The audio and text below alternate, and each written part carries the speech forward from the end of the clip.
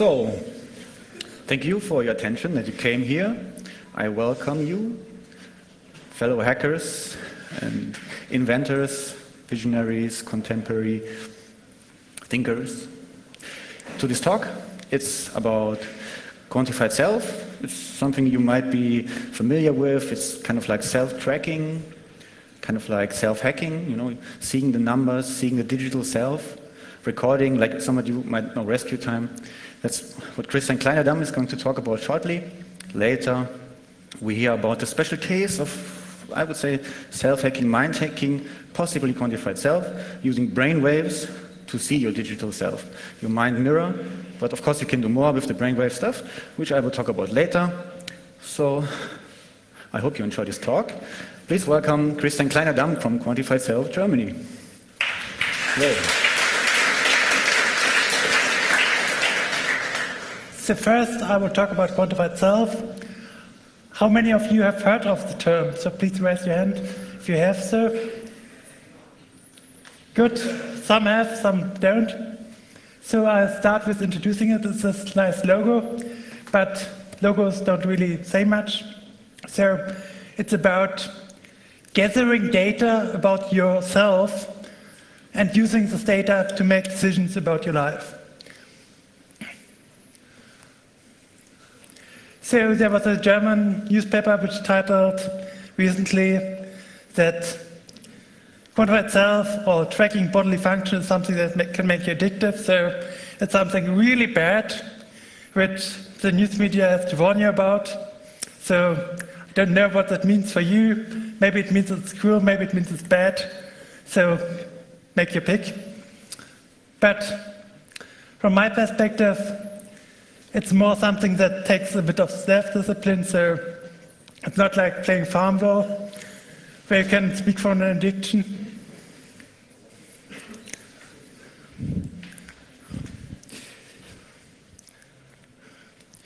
So, yes, that's the next thing. What do I track? I track a few things. This is one of the most important things for me. It's my lung function.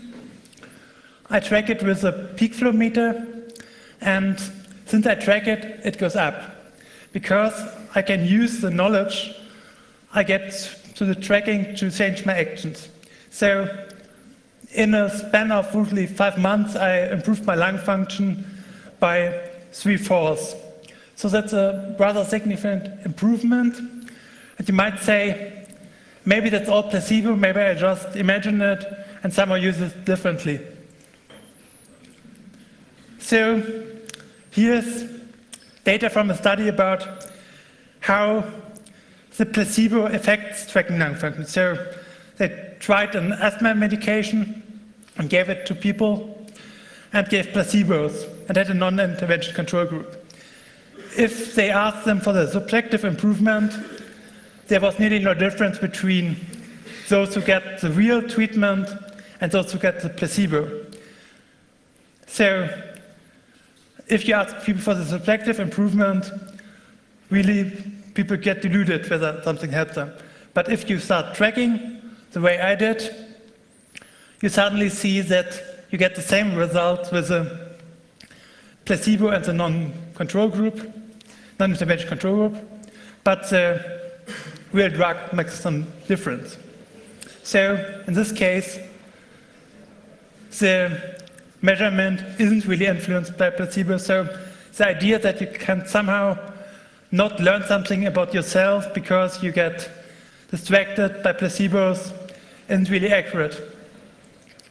So the empirical method, which is really about learning from data, doesn't have to be about reading somebody else's application of the empirical method, but it can be doing the empirical work yourself. And especially if you use technology to help you, that works well. So the next thing is to really do experiments and with one participant, the most important participant for you, yourself. So if something works for yourself, it's good. And It's not really that important whether it works for everybody, as long as you yourself have an improvement. Maybe you aren't even interested whether it's placebo or where the causation is, and the improvement is the most important thing. So let's take a look at a specific case. So this robot tried to track his cognitive performance with an arithmetic test and measured how much time he took to solve those problems. And over time, those changed. And then he thought about what made the difference between the change. And he went back and found that it was eating 30 grams of butter. But he changed his diet a bit. And after the diet change, he suddenly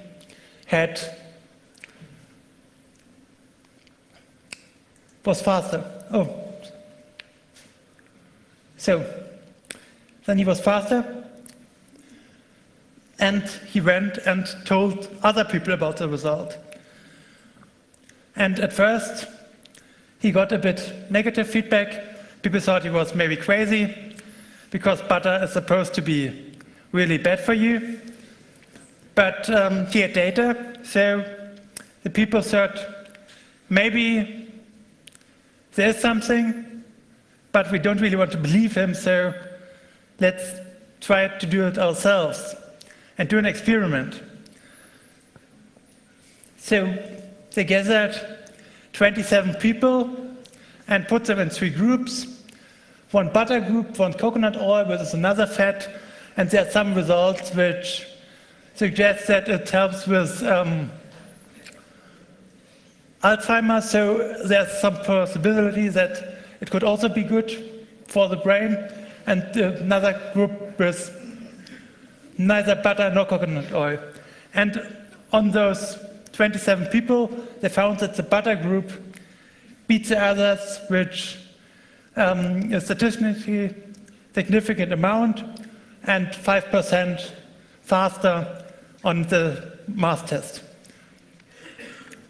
So, do I want to all convince you to eat butter because I say so? No, I don't.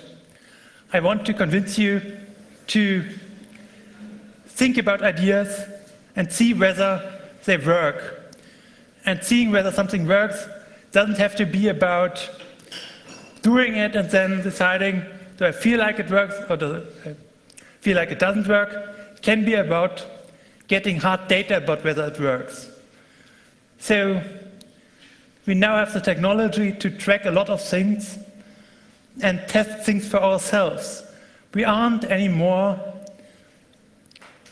in a position where we need to believe other people and their results, whether those people come from academia or whether they are priests. We can do empirics ourselves, and being an empirical thinker doesn't have to be anymore about reading about theories other people make. Empirical thinking can be about testing stuff for yourself.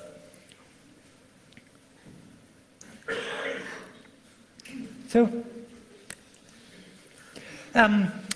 I developed an open source application for tracking cognitive performance, but even if you aren't interested in cognitive performance, you can track a lot of other things. I had the example from my lung data, and then there are a lot of other hardware solutions. So you can track physical activity with a pedometer, you can track sleep with multiple things, you can rate yourself, and all those things give you hard empirical data.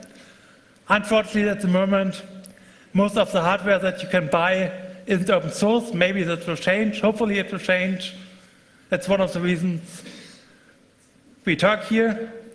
But those hardware is still useful if you want to do experiments.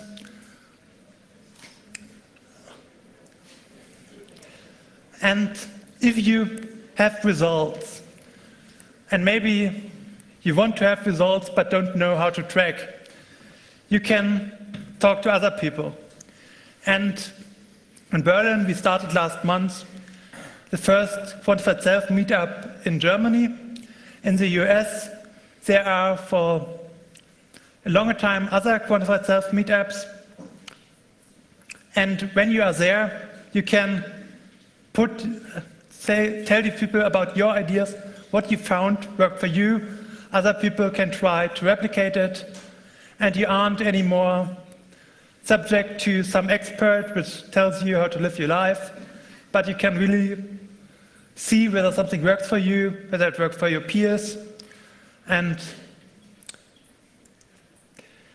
so together there are 42 meetups in the world at the moment. In Berlin, we had our first one this month. And in Germany, we have now 4 cities with people who want to meetups. And if you are interested in the topic, here are website addresses where you can look and find people in your local community to do it. And that's basically my message. It's really great to track something about yourself. It's really great to improve yourself with it. And finally, to talk to others about it and find a way to share your knowledge and improve on the knowledge by seeing whether it works for other people. And now we will move on to a specific open source hardware application for Brainwaves, which MetaMind is going to talk about. Well, thank you, Mr. Kleinedam.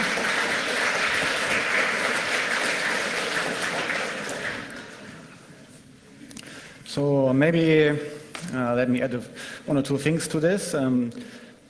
Gary Wolf, the founder of Quantified Self, he always refers to the macroscope, so it goes beyond the individual. As an individual, you can hack yourself, you can track yourself, you can do all kinds of stuff, improve yourself, that's very cool, but then there's a part to society, and we all basically do this together, but he calls it the macroscope. You have the microscope, you look deep into matter, and you have the macroscope. The macroscope shows you how things are coming together, kind of the emergent properties, you know, how things are coming together, basically the big picture. And that's what it is. It's the macroscope and the things you can see with it. And that basically is the Quantified Self community also in part. And it's about community. So there are meetings in major cities around the world, including Germany. You can come to those meetings. And when you come to those meetings, it's all about what did you do, how did you do it, and what did you learn. So maybe do 1 question or something when I'm preparing Q&A things. Just 1 question. Would be possible. Wow, the laptop actually turned off. That's fascinating.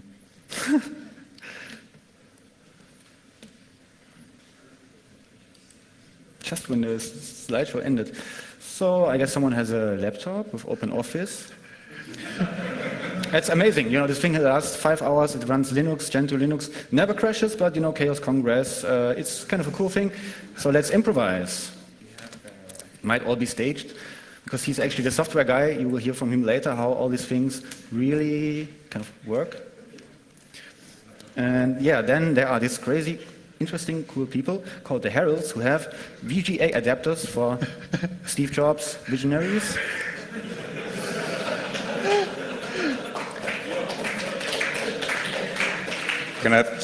Does anybody have a VGA adapter? Does anyone have a question about Quantified Self? You know, So I think 10 would be enough. Crazy, crazy shit.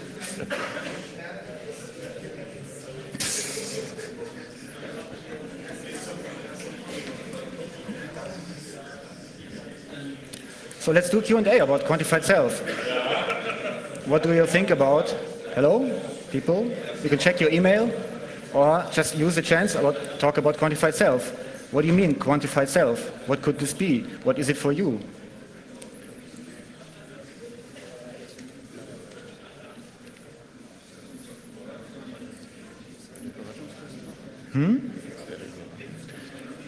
Possibly. Most likely.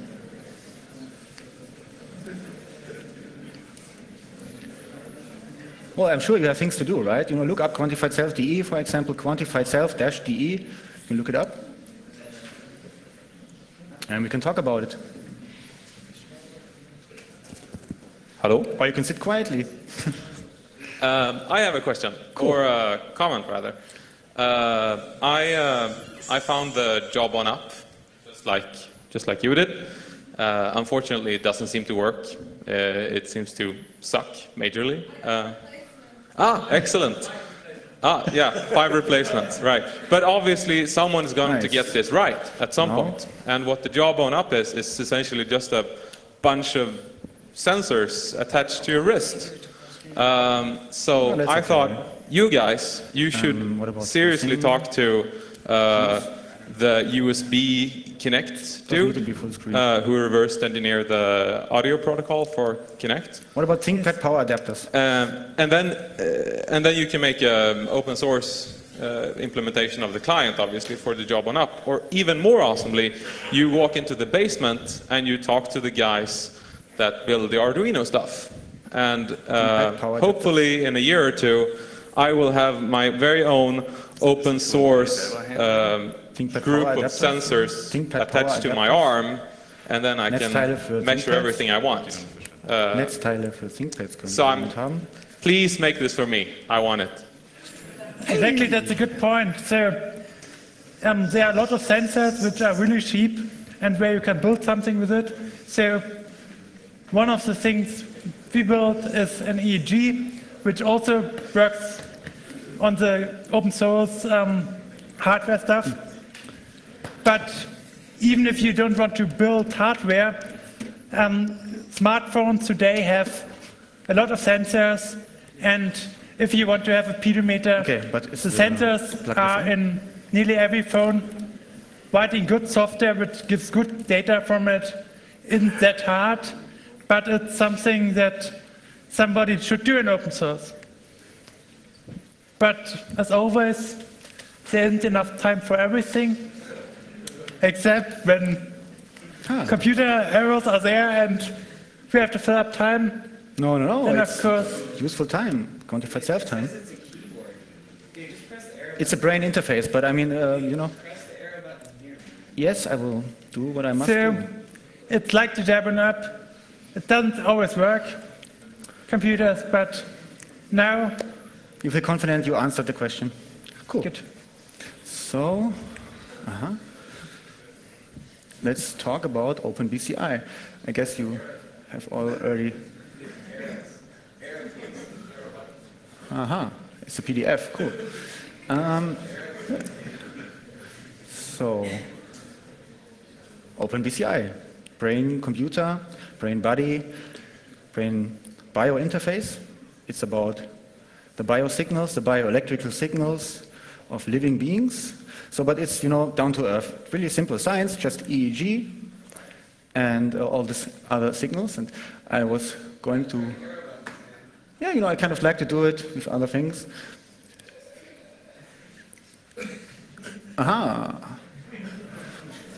So I was going to talk about motivation, but, you know, to me it's kind of obvious. When I was 8, I thought you could eventually have some kind of brain-computer interface. I called it differently. So I'm going to skip the motivation part and refer to applications. So like I said, it's really down to earth science. Basically, EMG, ECG, and EEG. That's 70, 80, 100 years old. Some people do it for longer. Technology, so we have electromyogram. It's basically measuring the pulses that go from the neurons to the muscles. We have ECG, it's like a hard thing, you know, in hospitals.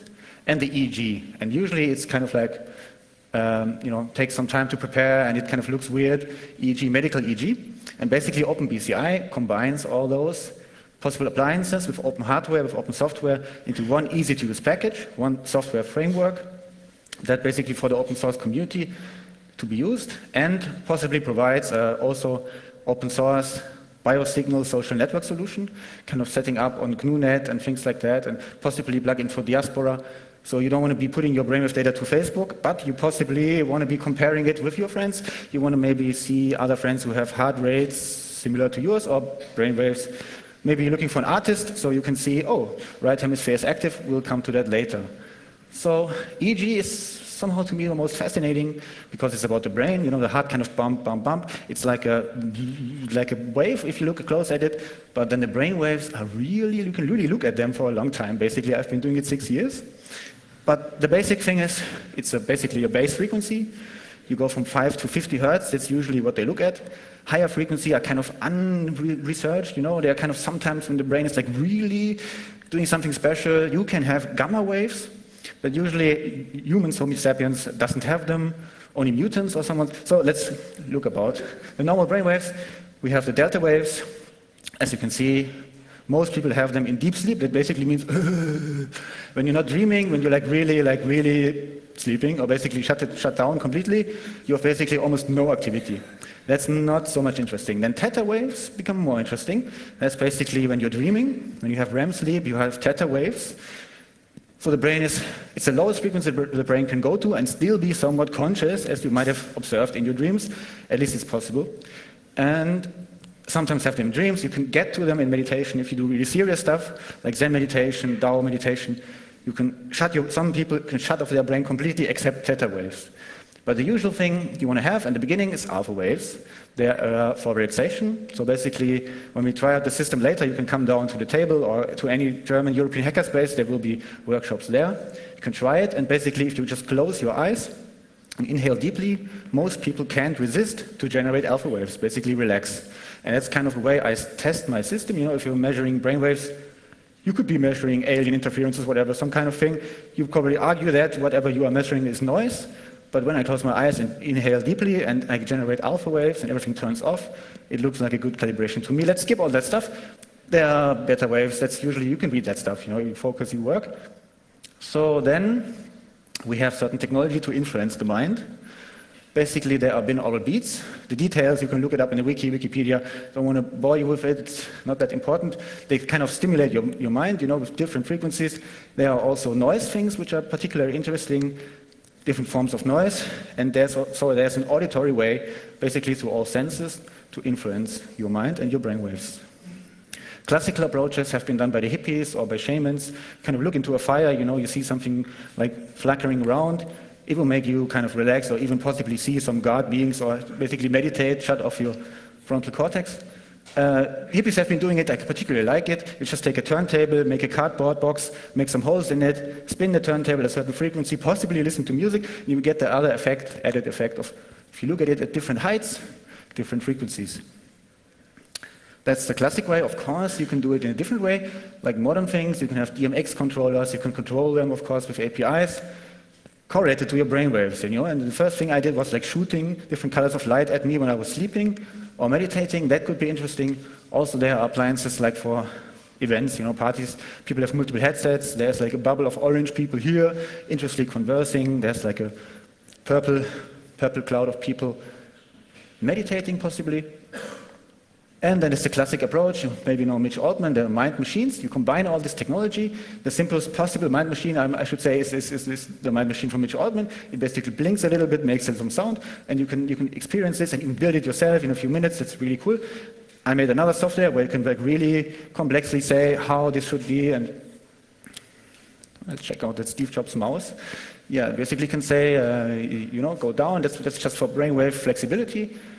Basically, the thing I go down gradually and wait always with the brain waves, you know, wait for the brain to follow. You can measure that with the EEG later. If the brain is following a step, go down, go down. While the brain is following, you go down. And then this is a particularly crazy thing. It's for brainwave flexibility. I have this idea we are all kind of locked to certain, I see this in the data actually, we're kind of locked to certain mental states, to certain brain waves, kind of like not using our brain, just certain parts of it. This is supposed to be designed to like widen up, you know, the possibility the brain can go to. And so you can make those classes, control them with a microcontroller with USB, or as I said, use DMX slides. Then we get to the application. For example, one is neurofeedback. You know, it's really, don't believe me, it's really classical science. If you got like depression or something, just go to a doctor who knows a little bit more about modern times. He will just send you to a neurofeedback practitioner, and he will adjust your brainwaves. You know, it's no big thing. If you have depression, you're locked in a brain state, you get out of it. If you have imaginary chronic pain, it's just in your mind. It's seriously, you go to a doctor, and you can change it in 4 sessions of 15 minutes, as certain studies say. So I got heavily inspired by that. You can change your brainwaves. Well, let's see how the open source software world thinks about it. And there was the OpenG project. I've been doing this for 6 years, but actually certain people started this like 10 or 8 years ago. OpenEG really pioneers. And so that's a slide without images. Let's see what is written there. Yeah, that's actually a big thing. How does it work? You know, I'm not like whipping someone, you know, all on the Pavlovian dogs who generate saliva. You can do many things. You can shoot light at you, you know, you can have bad smells or disharmonic sounds. I only go nobody's forced, you know, I only go with rewarding. So the simple way you can tune your mind into any brainwave is simply by measuring the EEGs at any given time. And because your brain is oscillating always a little bit, kind of like wobbling around just a little bit, you're kind of in an alpha state, kind of in a waking state as it appears to be, most of you are, it's still wobbling around. And whatever you go into the right direction, I just reward you. Basically with intense imagery, you know, nature, you know, life forms of various shapes. Harmonic sounds, another way. You can do like put sugar in your mouth, but that's kind of, I think, for rats, not for postmodern hackers. So I suggest the sound thing. You know, it's kind of really cool if you start to do sound. The brain naturally likes harmonic sound and thereby adjusts the brain waves to make the sound more harmonic. And then depending on how you calibrate the system, basically you're turning knobs at a brainwave synthesizer with a feedback loop, which affects your mind. So it's really that simple. If you want, you can try it out. Turn knobs, kind of design a new mental state. You know, certain substances, psychonautic things can give you certain brainwaves more. Certain music, Beethoven or dubstep music can give you certain brainwaves. But you can design states, you know, and simply zone into them. It's classic conditioning.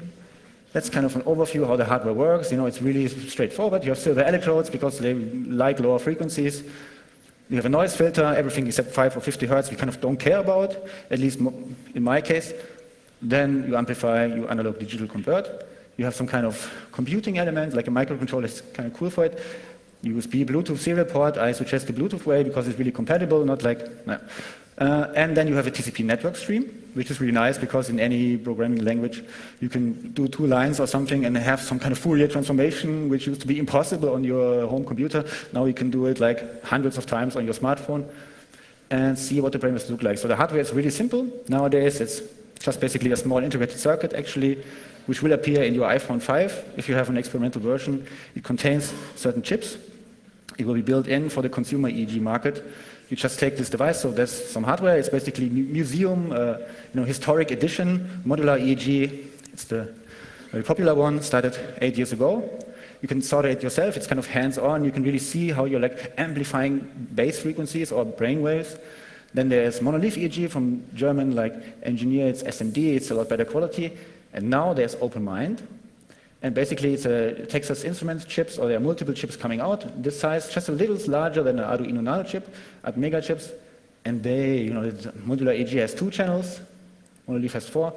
And those chips, they have 8 or 16 channels of higher resolution EEG. They're actually sampling with up to 10,000 times a second, you know, and 24 bits resolution. And you can stack them endlessly. So you take one chip, you have 16 channels, you know, I'm kind of happy with 4 or 6 channels, and they're like 30 or 50 euros. You stick next to them an Arduino, you have some Bluetooth board, you can see downstairs, and you have a board of this size that's amplifying your brainwaves or biosignals. You can just put on a headset like this, and basically record your brainwaves when you're giving talks or, you know, certain other things, meditating. Let's skip all that. So the headset is kind of the part that's most interesting now because the rest is just a chip. Like I said, you attach it somewhere, it works, it sends Bluetooth. That's what OpenBCI at least makes sure of. And so you build cool headsets. You know, it's like really artistic. You can do like diadem headset, like a king's crown, or you can do like steampunk headset with complex mechanics and automatic like electrode movings and solar powered. Yeah, be creative, be creative. I'm looking forward to it. What I kind of do is attach a solar charger for a smartphone. It has an included lithium battery, and it charges even with no regular lights. So it's, I have really a solar headset that charges all the time from artificial or real light. Has a chip on it, and you don't even need an antenna. You make an S shape. You have a full wireless Bluetooth headset with as much electrodes as you like, which really has certain style. So the electrodes, there are many ways to do electrodes. I had some on earlier. This is kind of a fractal flower electrode. So, you know, it might be possible if you have a certain pattern, you know, what are you actually measuring?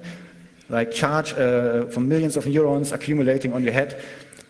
It has something to do with electromagnetism. You know, Tesla did experiments. You might effectively be having an antenna or something. Also, if you're in a Faraday cage, you can do it contactless.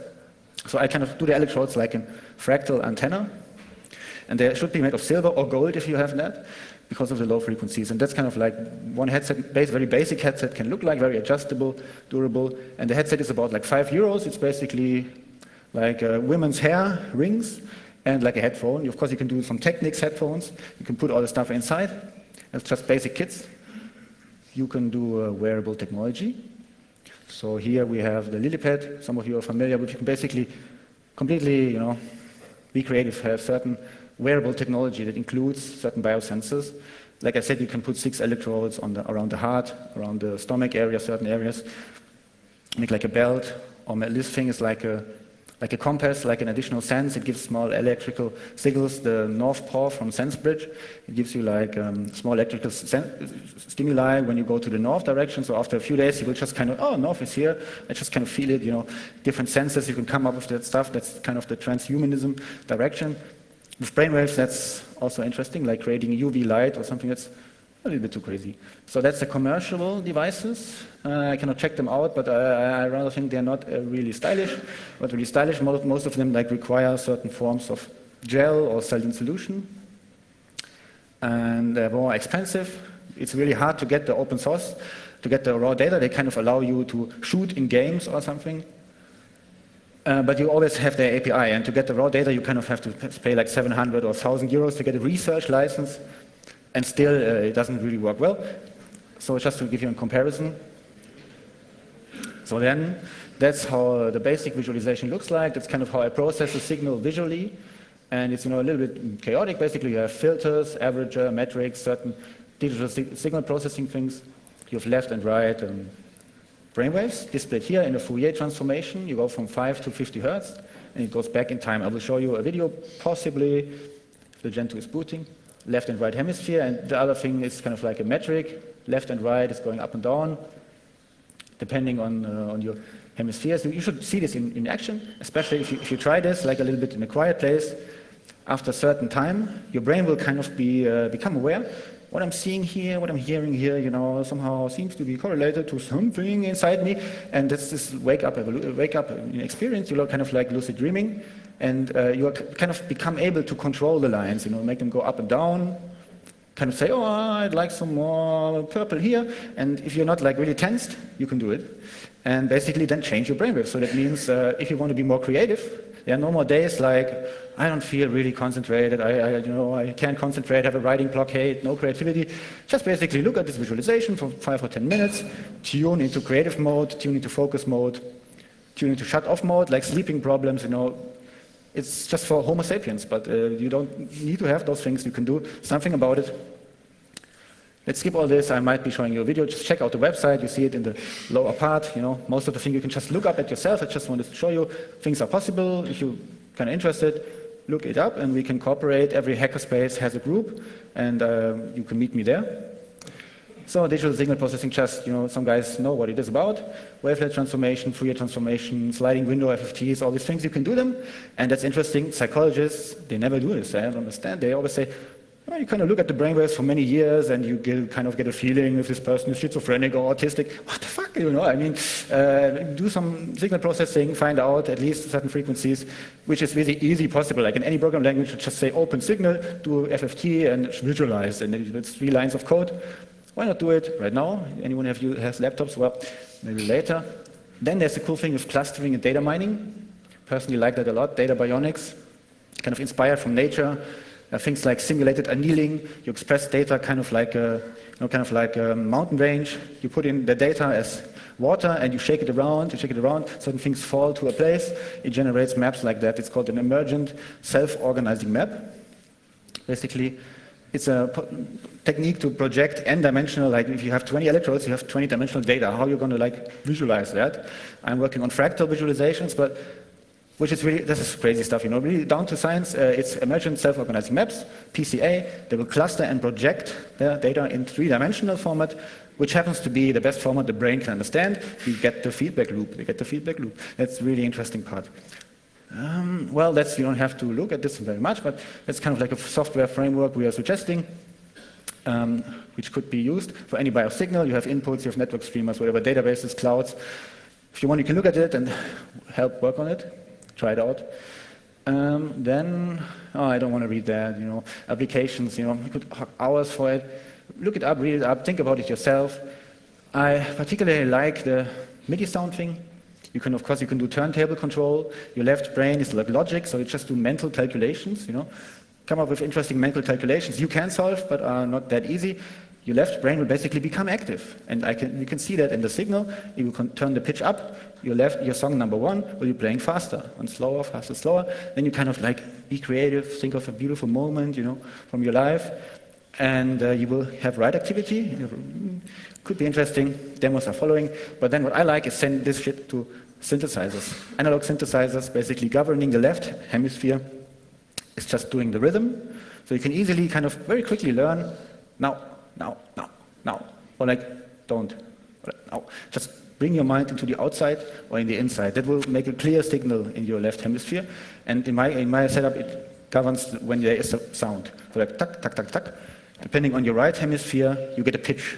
And that's fascinating because you're subconsciously creating music. Usually you need 10 years to master the grand wing piano or to master the sitar or something in your lifetime, and eventually become able to like freely improvise on an instrument, and then cool things happen, creativity happen, composing. You have heard about Beethoven, things, people like that who are deaf and still compose, and that usually takes a lot of effort. With this system, you just kind of generally give a background beat, half consciously, and let your right brain hemisphere or wherever you put the electrodes kind of do the rest. And the brain will like harmonic sounds, and the right hemisphere will be creative. So you will have, I have done this hundreds of times. It starts like ding ding dong ding, and eventually it becomes a rhythm. Eventually, after 5 or 10 minutes, it becomes more harmonic, like a sine wave. And people who have never played an instrument are just doing drum and bass or classical music or dubstep, break lines or synthesizers. You can also put multiple headsets into the audience. It's kind of stressful for me to people break their headsets. Could be giving you headsets, and then you are the bass line, you're the synth. Kind of mix it together. You'll make it live music. It's not about the person in front anymore who's spent their whole life and somehow has a talent for piano. This creative thing, especially music, I think it's obvious. Then self-control, mental state. That also is one of the things that got me into it. It's kind of what meditation is about. You just, go into a mind state that you want to be in. Be creative, be sleeping, be dreaming, be active, be flying around. Whatever you want to be, you can learn that. That shows certain studies. Do it 4 times, 15 minutes.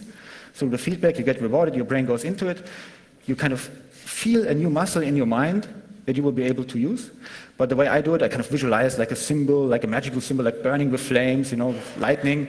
And then I have an NLP anchor. If some of you are familiar with it, I just visualize the symbol and fall down, but be careful about it. Sleep induction, that's what I said. Don't want to be doing it if you're on the stage. Lucid dreaming, fast learning is fascinating. It's not a topic, but look into it. Leads to increased mental capacity. Brainwave synchronicity is another cool thing. When you start to synchronize your parts of your brain. So left and right hemisphere is interesting. All the basically mystic meditation traditions tell you have some kind of third eye. It's in the middle of your brain, and you're supposed to synchronize things. It's basically the corpus callosum, the connection between your both. We have 2 brains, left and right. They're communicating, and how many connections are between those? Every neuron can have 20 connections at least, but most humans have 2 or 3. So there's certain potential to have more connections with neurons, and that kind of, people understand web theory and graph theory. It's significant. If all the neurons have 10 connections instead of 3 connections, it's a holographic, consciousness thing. You can simply train for that. You don't need some kind of kung fu master who will teach you for 20 years in a cave. Just do it with your iPhone or with your Android phone. Well, I'm getting drifted off. Just read that stuff, Increased brain self-regulation, neurofeedback, accelerated learning. So basically, fast learning. I've done some experiments. If you want to learn a language, you just display images, display the words in their original writing, in their polygraphic writing, get them from Wikipedia, get them from Google, display the words, display the iconic images, make a sound, left and right. Maybe left is German, right is English, or Japanese, or Sanskrit, or Basque are particularly interesting. Old Hebrew. and basically bombard your brain. I mean, that's a rough word. Basically expose your brain to all this information. And if you're in a learning state, the brain will, I mean, if you're in an alpha state, the brain will at least like, what the fuck is this? Try to make like pattern matching. And then that's the problem. If you start going faster and faster, like with fast reading or fast learning, usually the brain will at some point shut off. You will see this in meditation. That's all what meditation is about, noticing when you're not like present anymore. Interesting. Power, you know power? Haha, let's laugh. So, where was I? The accelerated learning. I see the potential at least a little bit. I mean, you kind of show information faster and faster, basically reading text, seeing images of languages, and the brain will shut off and no longer follow, but you won't realize. So you will try to keep learning, you try to keep reading, jumping back. Everybody knows it. You keep reading because in school they taught you keep reading the same way, and eventually you realize, oh, I didn't get anything, I have to jump back a page, you know. With EEG, you simply notice that there's this P300 signal in the brain. You can immediately see in the brain, the brain is understanding, or what's this? You can see this clearly in the brain as this P300, event correlated potential. So you speed up the learning, but slowly, you know, so the brain won't go into this, what is this? But will stay in the, information. I like information. I like connecting information. That's actually the case. And don't be too fast, you know. I can learn something about this myself, maybe. And you can do fast learning. I mean, you know, maybe next year some more talks, or just experiment with it. You know, the hardware is not the issue, the software is not the issue. This is really interesting technology. So you can put the electrodes in many places. I usually put them on the left and right frontal cortex because I'm kind of into consciousness, you know, exploring and things like that. And so you have logic, somehow conscious awareness of logic and conscious reflection of logic, whatever it means, and conscious awareness of creativity, which I kind of like to train. But you could put electrodes if you want to control stuff. Like 5 years ago, I did like a quadrocopter control thing. You can have your Bluetooth phone, or you can have your Bluetooth brainwave headset, and basically use left and right hemisphere to make the thing go up or down, left and right, 2 channels you can control things. In that case, you want to use the motor cortex. This is right on top of the head. And basically, your whole body, your sensory experience is mapped on that parts of the brain, and especially your hands, your lips. But still, also your legs are very large areas, so it's really simple to put an electrode there. And I cannot like see if you look like, you know, if you're like doing Tai Chi, I cannot tell you like how perfectly, exactly you're moving, but I can say something is going on with your hand, something is going on with your leg, and probably most people will be running or walking. So you can do that to control things, you know. Just stand there, like meditating or sitting, and imagine you're like walking, running, moving your hand, and move in the 3D universe, control fighter jets, or quadrocopters. I like the quadrocopter thing, you know, you can kind of make a show out of it with your hand, but it's your mind. Well, look at it later. Put electrodes, you could put it into the Wernicke's area, it's the speech center. I cannot tell you what words you are saying, but I can tell you how long the words are. You know, you can use it for control things.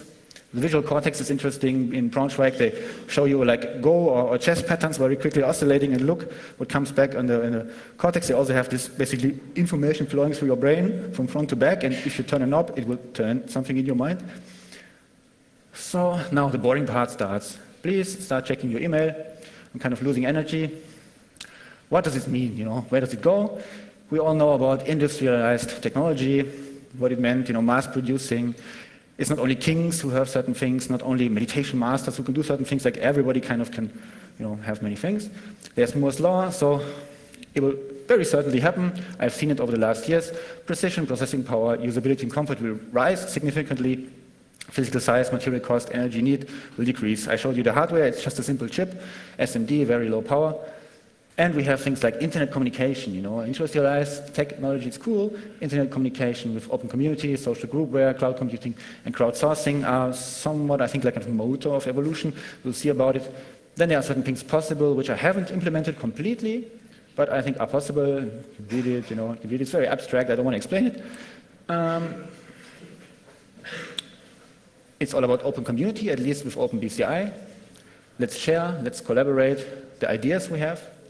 Let's just work on the projects, have fun, possibly build a kit, improve it, hack the project, you know what it's about. And let's build a brainwave social network, you know. That might be interesting for future things. I have a Japanese friend who's been doing this for 40 years, actually, with the first Mac computer. He used analog synthesizers and, the tube visualizers to have like a brainwave signal, and he's like did it for 40 years. He's in Japan, and I regularly kind of like synchronize my brainwaves with his friend over the internet. And so why not? You can say you don't need a personal computer in your home. I think we might be having some fun with brain interfaces in our home. At our workplace, I mean, it's coming anyway, certain medical people, probably your employer, they will just say, don't use Facebook, they do this, and they will say, we are measuring your brainwaves, and if you're not focusedly working, we kick you out. So be aware of the brainwaves. Of course, I'm very aware. You can do something yourself, kind of like a defense thing. Certain people will measure your brainwaves, you want to know what's happening. You can play with those people, certain reverse engineering of their techniques, and you can basically have this power. Watch TV. People are really manipulating your minds. I mean, it's really obvious. Certain hypnosis, NLP things. Watching TV is kind of, very questionable. Using Facebook all day, not consciously like connecting with interesting people, but clicking around, looking at ads. It's kind of the same thing. We're all plugged into the matrix anyway. Most people, if you look in the trains, why not be conscious about it? Why not do it yourself? Why not hack it? Why not share with your friends what crazy brainwave project you're doing? That's what it's about, brainwave social network. I'm working on it, he's working, we are working on it. I certainly invite you to try it out, sign up, or contribute code. I think I expect I'm talking here when I'm done. 5 people have uploaded stuff to GitHub. That would be cool. So now I still kind of I invite the leading software architect, the mechanic of the sequence, the lead software guy, to talk a little bit about the software vision while I'm messing around with my Gen 2 laptop and see if I can show you some videos later on. Okay, so. Please give a warm applause.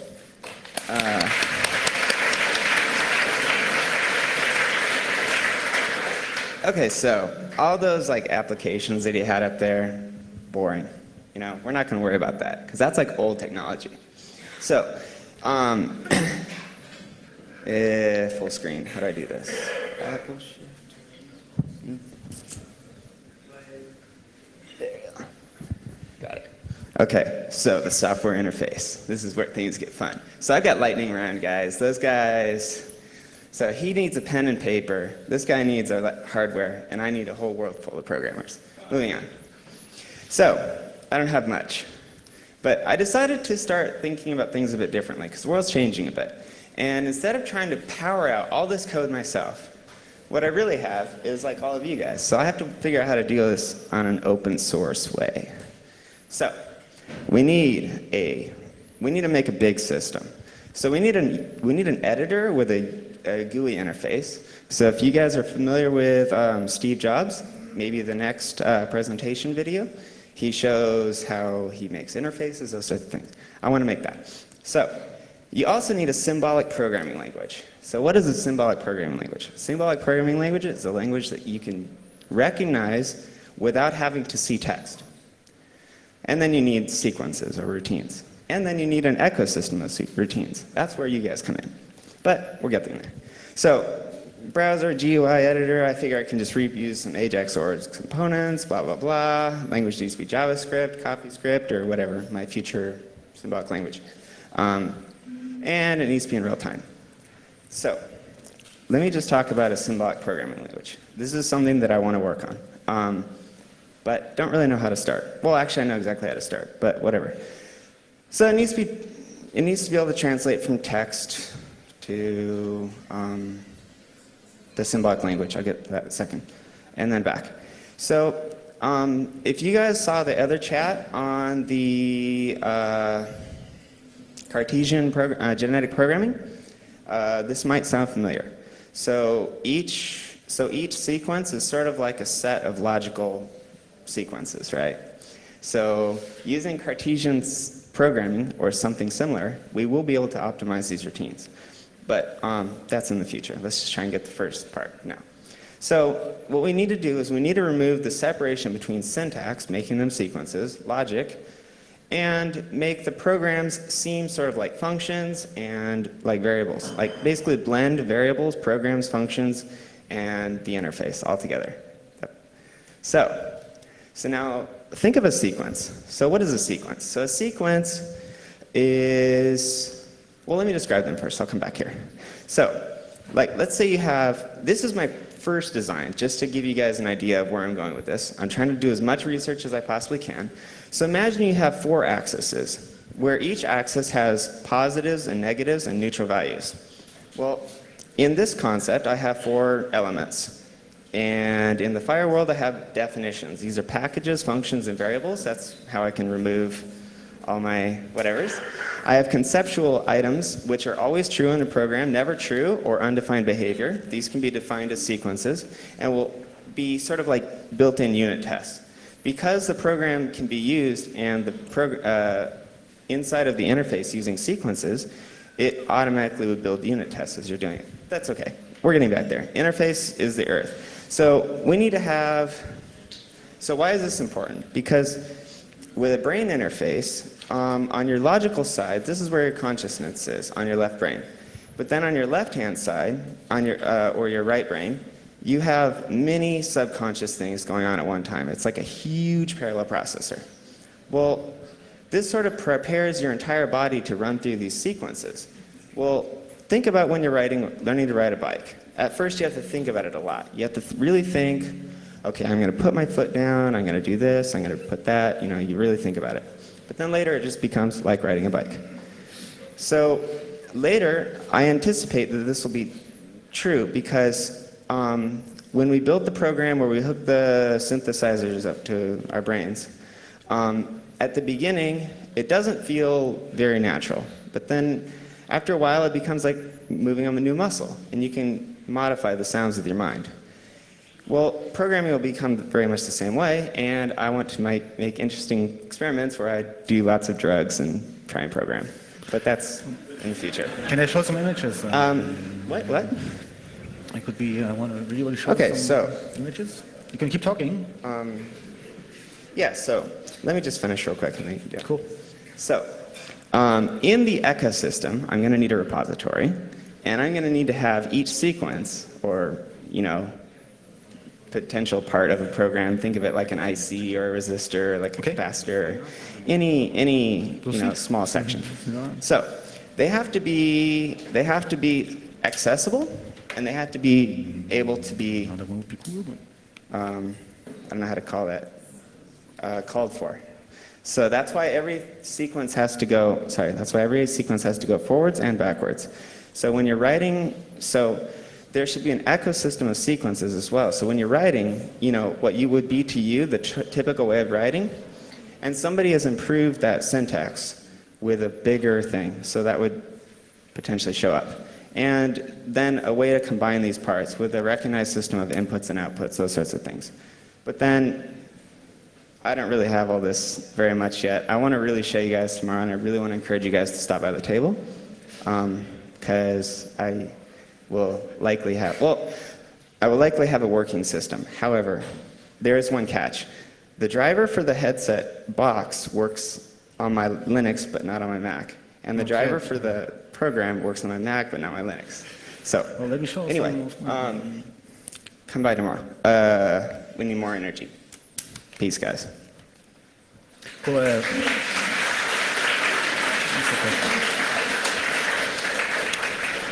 So the ones that waited will be rewarded by some small videos, and you can think of some questions, you know.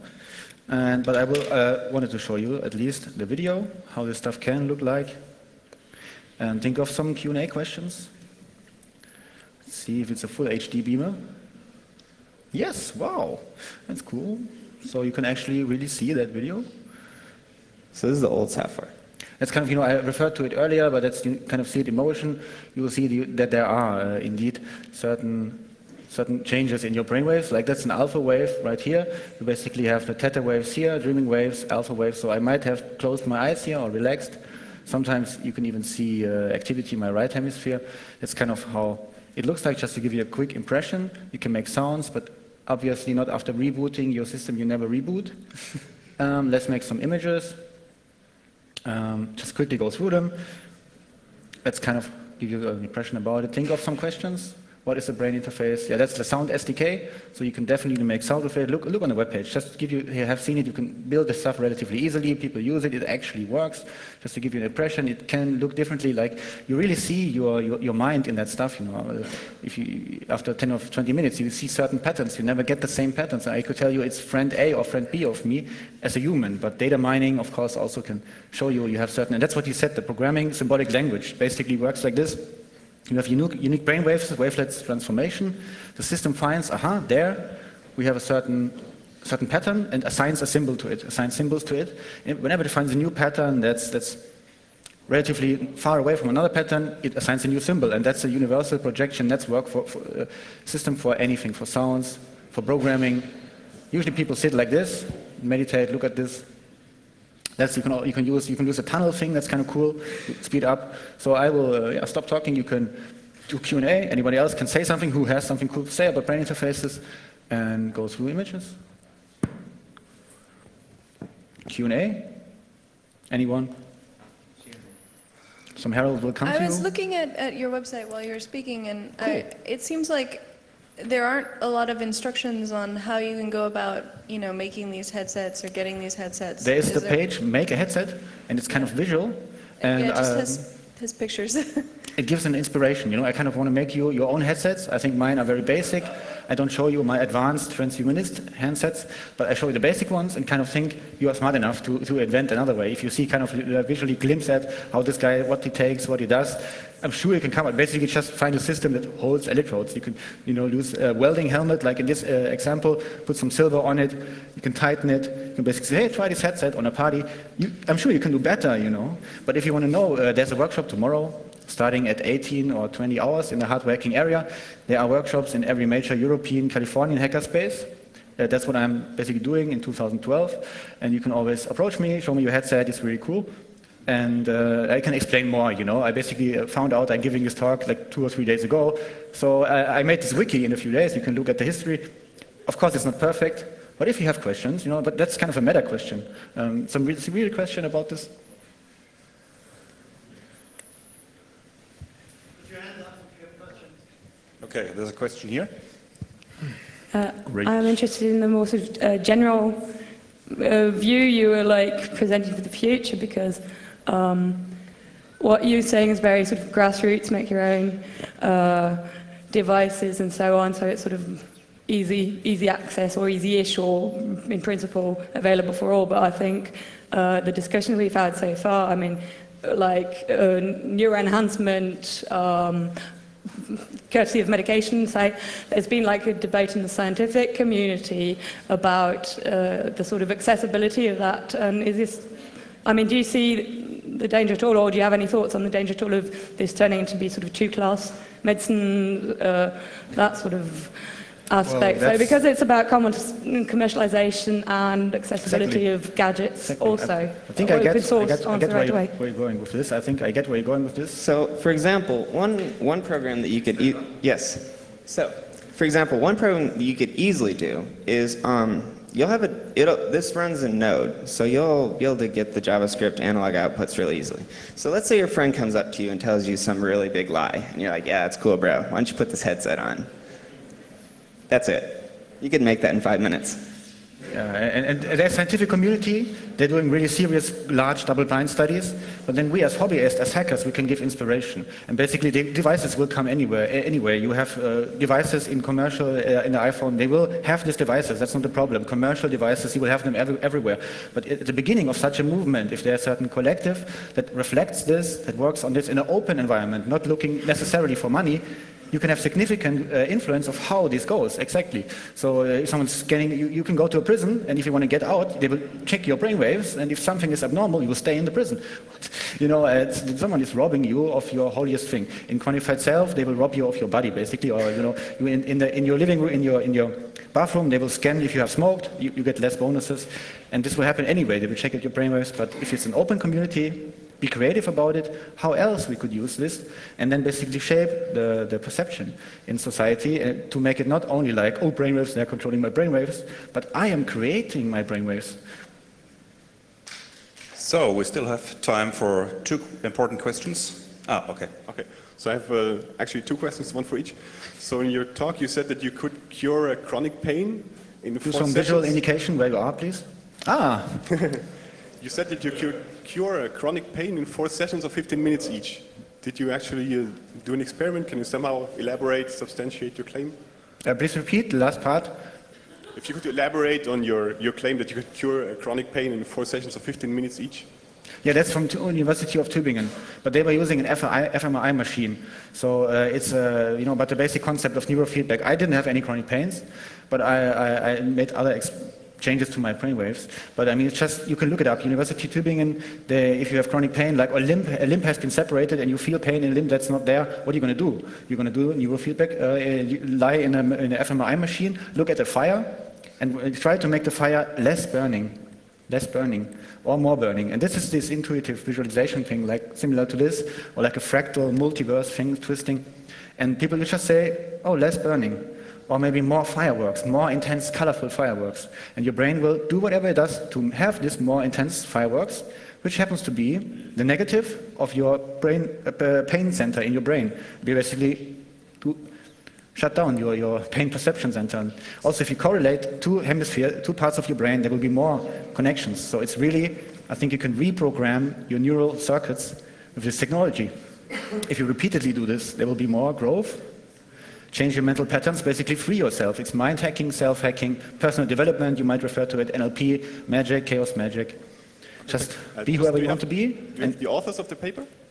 What? Do you have the authors of the paper you're referring to, of University of Tübingen? Who authored the paper? University of Tübingen, you can look it up, you Google all these things. I'm an inventor, I don't care about double-blind studies, because I've seen that by myself. I'm just telling you, if you don't believe me, look at medical people. Just make it easy to find. Look on the wiki tomorrow, or Google, Okay. Another question for your colleague. You said in the beginning you did an experiment on lung function.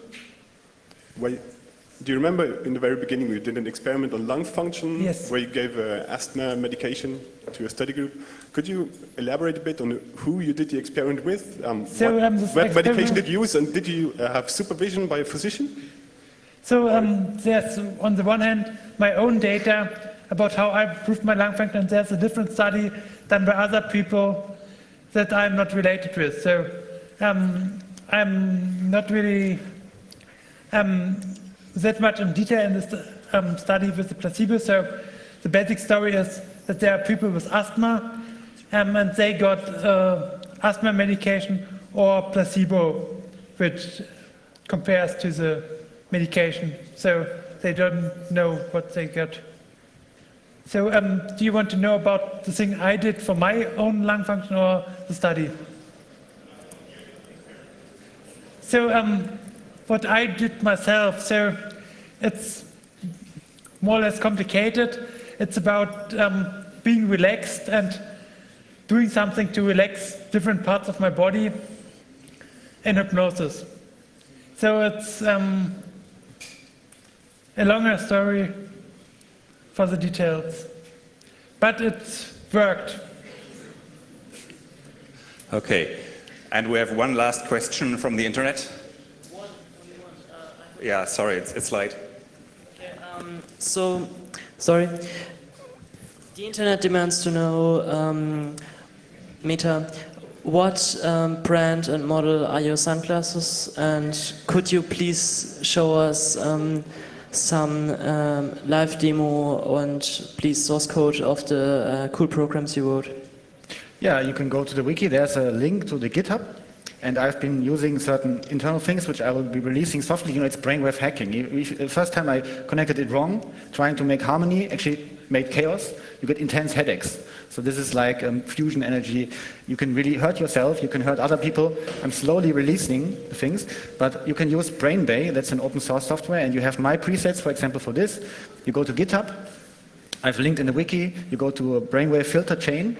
And then you get the things you can use open in a program called Brainbay, and you can really do this. All I was showing, I already did. You can do this if you go to the wiki and research a little bit or ask me personally. And the first part of the question was about what again? Yes, about the sunglasses. Yeah, it's freak out. Freak out. basically coming out. It's like a queer coming out, and they have sunglasses with peace, hippie symbols, and I like them to be conscious of who I'm making eye contact with, who is making eye contact with me, because I'm kind of sensitive and know about brainwaves and probably would like to communicate with you, but sometimes choose otherwise. And it's called Freak Out. You can get them on the internet, or actually I got this one from a flea market, from the Mauer Park, or you go to Freak Out in Friedrichshain. They have lots of cool freaky out thing stuff. Freak Out. The internet, thanks you very much.